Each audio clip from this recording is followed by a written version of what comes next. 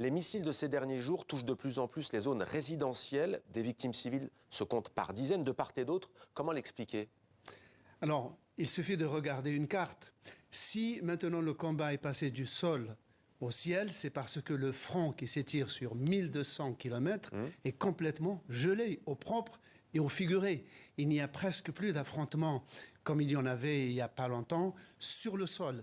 Donc, on bascule dans la profondeur des deux côtés de chacun des pays, ce qui veut dire quoi? Ce qui veut dire que l'enjeu aujourd'hui, dans cette période, n'est pas seulement le sol et la guerre de position, mais l'enjeu, c'est la population.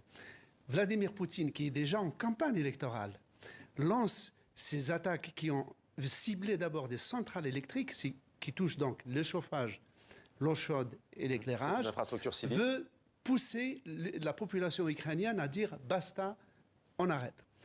Les Ukrainiens, de leur côté, veulent porter aussi la guerre sur le sol russe pour montrer que, quelque puissante qu'elle soit, la Russie n'est pas hermétiquement à l'abri des attaques ukrainiennes. Et espère aussi que la population russe s'insurge et dise aussi « arrêtons cette guerre ». Et justement, Slimane, vous en parlez, le territoire russe subit de plus en plus d'attaques ukrainiennes, notamment à Belgorod, on en parlait.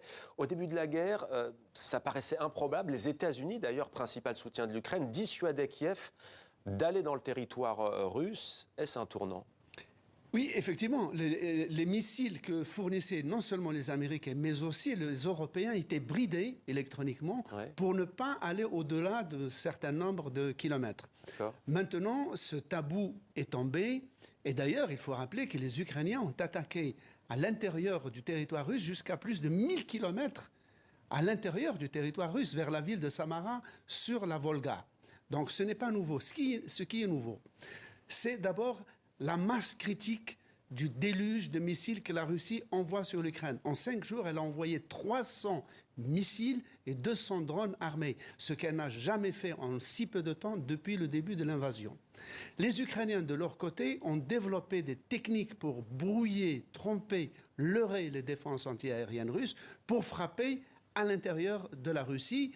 Simplement, c'est que le problème qui se pose aux Ukrainiens, c'est qu'il n'y a plus assez de munitions pour pouvoir attaquer les Russes. Ils pourront toujours donc donner des coups de canif, y compris dans des centres névralgiques à l'intérieur de la Russie, mais pas assez de masse de munitions pour l'emporter. Et d'où cet appel à nouveau de Volodymyr Zelensky, le président ukrainien, à accélérer les livraisons d'armes donc à son pays. Une dernière information, on apprend ce soir que la Russie annonce avoir récupéré 248 soldats dans un échange de prisonniers avec l'Ukraine. Merci Slimane pour ces précisions.